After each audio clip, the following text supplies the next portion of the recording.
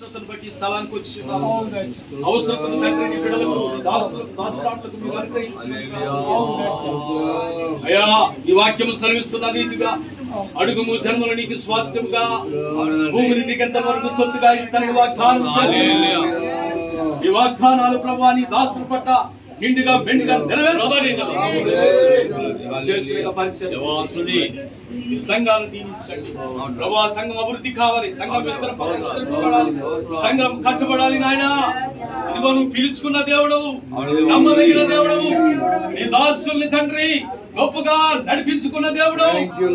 ఏలు పెట్టి పిలిచావు నాయన ప్రతి ఒక్కరిని ఈ సేవలో ప్రతి ఒక్కరిని ఘనముగా బలముగా కూడిన ప్రతి ఒక్కరిని దీవించండి, ప్రతి అవసరం తీర్చండి. ప్రత్యేకంగా మరి ఇక మాకు డోనర్స్ స్పాన్సర్స్ వారందరినీ కూడా మీరు దీవించున్నాయి.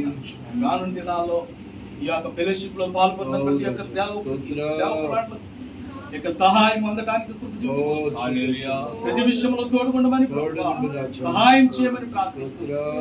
ఇంతవరకు తండ్రి ప్రార్థన ద్వారా పాటల ద్వారా స్తుతుల ద్వారా స్తుతి ఆరాధన ద్వారా